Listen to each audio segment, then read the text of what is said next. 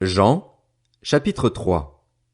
Or, il y avait parmi les pharisiens un homme du nom de Nicodème, un chef des Juifs.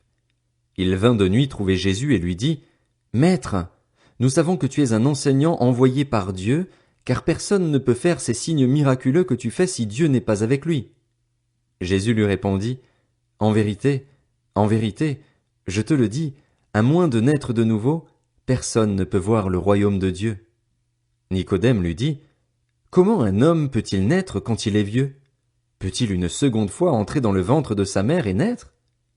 Jésus répondit, En vérité, je te le dis, à moins de naître d'eau et d'esprit, on ne peut entrer dans le royaume de Dieu.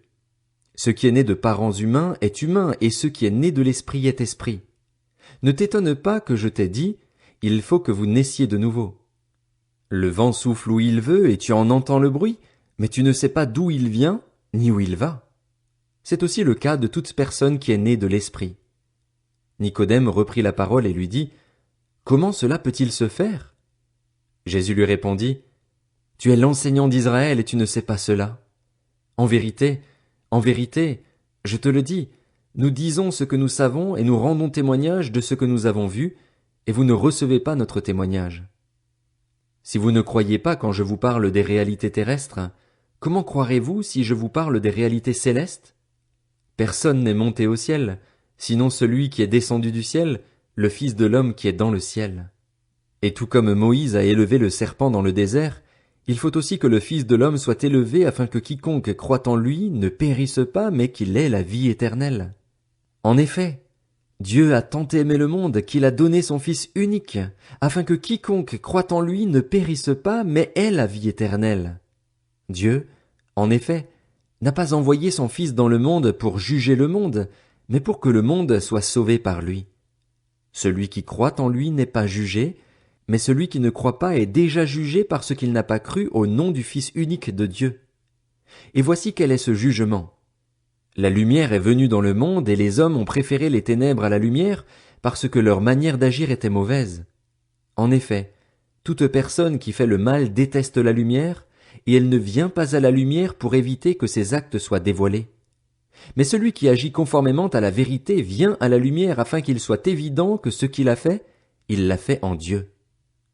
Après cela, Jésus, accompagné de ses disciples, se rendit en Judée.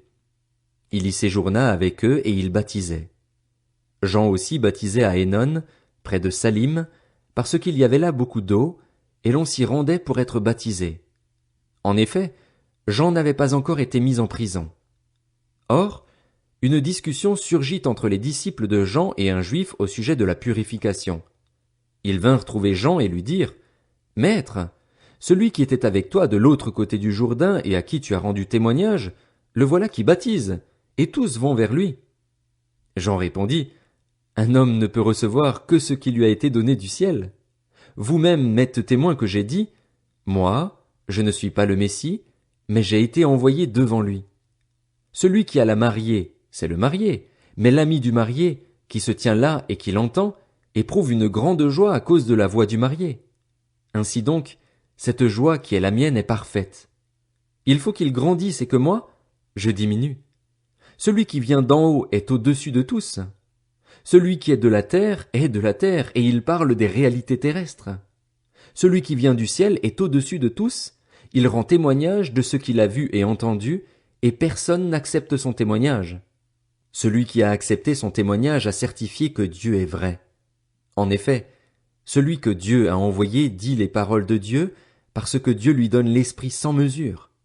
Le Père aime le Fils et a tout remis entre ses mains. Celui qui croit au Fils a la vie éternelle. Celui qui ne croit pas au Fils ne verra pas la vie, mais la colère de Dieu reste au contraire sur lui.